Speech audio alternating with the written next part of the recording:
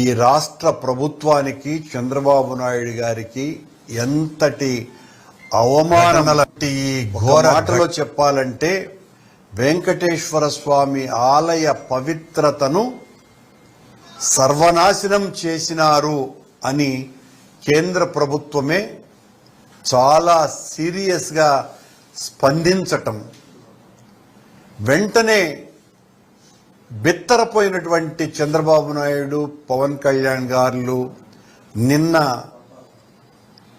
అమిత్ షా గారు విజయవాడకు పర్యటనకు వచ్చిన సందర్భంలో ఆయన కాళ్ల వేళ్ల భంగపడి ఆ సమీక్షను రద్దు చేస్తున్నట్టుగా మరో ప్రకటన. మొదటేమో ఒక సీనియర్ ఐఏఎస్ సీనియర్ అధికారి నుంచి సమీక్షకు పంపుతున్నాము అని చాలా స్పష్టంగా ఆదేశాలు ఇస్తే, రాత్రి హడావిడిగా ఇచ్చినటువంటి ఈ ప్రకటనలో అధికారికమైనటువంటి సంతకాలు ఏవీ లేకుండా తమాషగా ఉంది కూడా ఈ రద్దు ప్రకటన. జియో control room officer ministry of home affairs పేరుతో వచ్చింది. అదేమో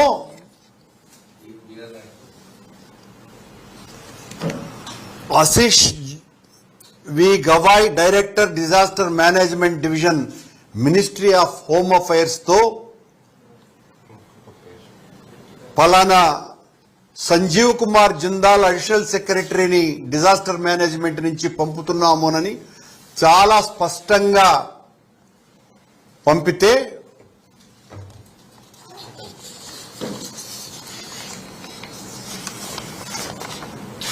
ఈ రెండు ప్రకటనలు ఇవి.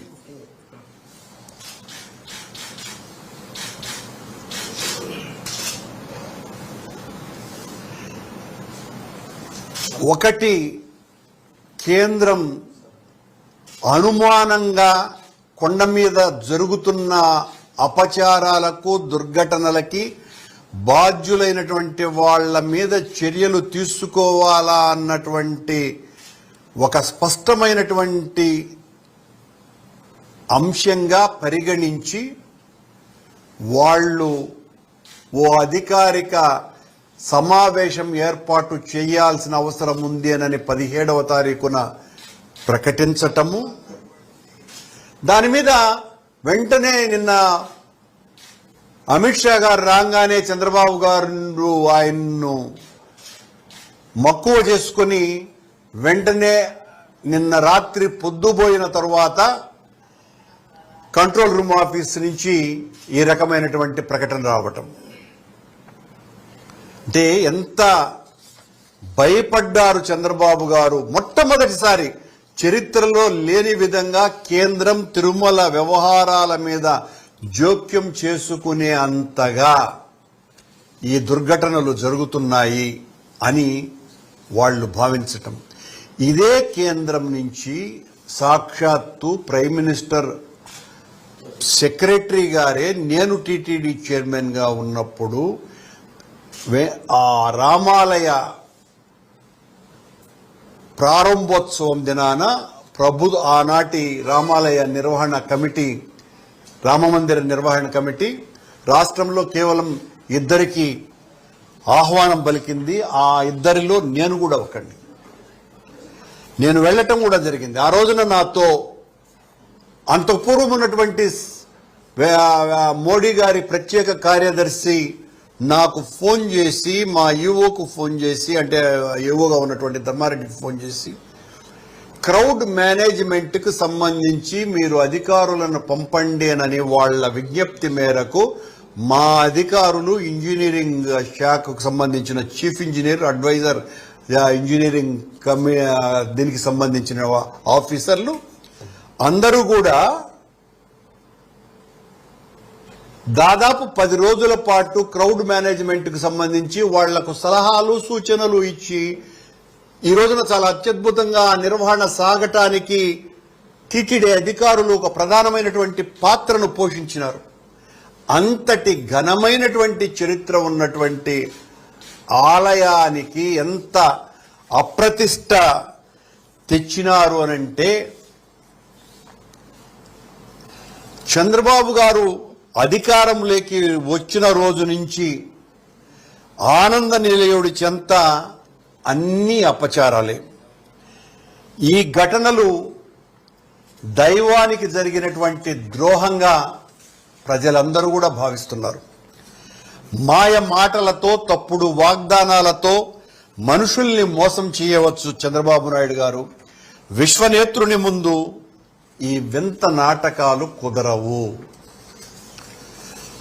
హైందవ ధార్మిక రాజధానిలో బ్రహ్మాండ నాయకుని చెంత శిశు మరణాల అంటే, ఈ మధ్యనే ఒక వారం 10 రోజులు కూడా గాల కొండ మీద చౌల్ట్రీ నుంచి ఒక బాలుడు పడిపోయినాడు.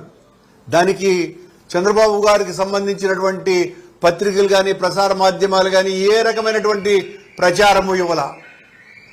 ఎందుకు చనిపోయినాడు, ఎలా చనిపోయినాడు, అసలు ఈ దుర్ఘటన జరగటం ఏంటి? వెంకటేశ్వర స్వామి చెంత ఒక చిన్న పసిబాలుడు చనిపోవటం ఎంత దుర్మార్గము. మద్యము, మాంసాలు కొండ మీదకి నిరంతరాయంగా జరగటం. నిన్ననే బిర్యానీ తింటూ